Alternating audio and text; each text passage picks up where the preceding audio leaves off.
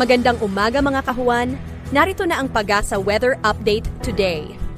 Magandang umaga, Pilipinas. Narito ang latest sa lagay po ng ating panahon. Shear line pa rin ang nakakaapekto sa silangang bahagi ng Southern Luzon. Samantalang sa natitirang bahagi ng Luzon ay amihan pa rin ang nakakaapekto at nagdudulot pa rin ito ng maulang panahon sa malaking bahagi ng bansa o sa malaking bahagi ng Luzon at malamig na panahon sa malaking bahagi ng ating landmass. Samantalang yung easterlies nakakaapekto din sa natitirang bahagi ng ating bansa. Itong mga weather systems na ito ay nagdudulot po ng mga pag-ulan sa iba't ibang bahagi po ng ating kalupaan.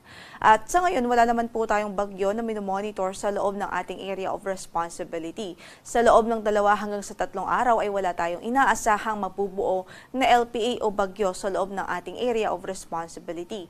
Gayunpaman, patuloy na magantabay sa magiging update ho ng Pag-asa sakaling magkaroon ho ng significant changes. Samantala sa pagtayo ng ating panahon, magiging maulap pa rin ang papawurin at mataas pa rin ang tsansa ng halos maghapon na mga light to moderate rains o katamtaman hanggang sa kung minsan ay malakas na mga pag-ulan dito po sa Bicol region at Northern Samar.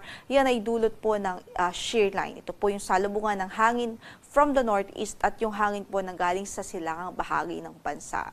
Samantala, dahil naman sa amihan, magdudulot din ng maulap na papawurin at mga pag-ulan dito po sa Aurora, Quezon Province, sa Bulacan, Laguna at maging sa Rizal Province. So sa mga kababayan natin dyan, huwag kong kalimutang magdala ng payong bilang mga pananggalang sa ulan. Samantala yung amihan din, patuloy magdudulot ng mahihinang pag-ulan.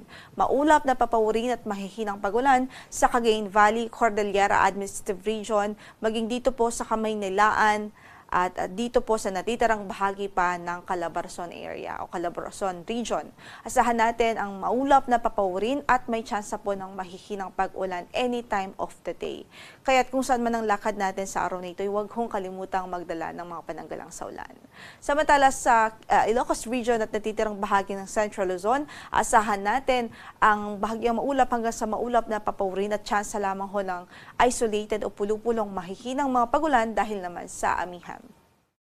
Sapat tayo ng ating temperatura sa Metro Manila 23 to 29, 14 to 21 sa Baguio City, 22 to 29 sa Lawag, 19 to 26 sa Tuguegarao, 23 to 29 sa Legazpi City at 21 to 27 degrees Celsius naman po sa Tagaytay. So malamig pa rin lalong-lalo na po sa mga highlands o sa uplands kung saan ay inaasahan natin ang patuloy na pagbaba ng temperatura sa mga susunod na araw.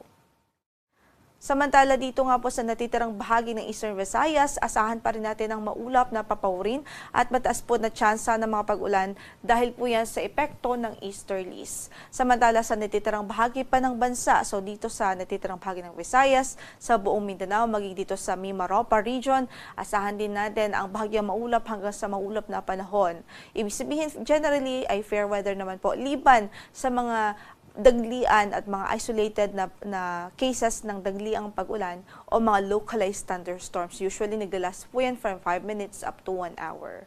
At sa kasalukuyan, wala nga po tayong bagyo na minomonitor sa loob ng ating area of responsibility. Kaugnay dyan, meron pa rin po tayong gale warning na nakataas ngayon sa ilang bahagi po ng ating baybaying dagat. Is particular ho dito sa Ilocos Norte at ilang bahagi ng Ilocos Sur.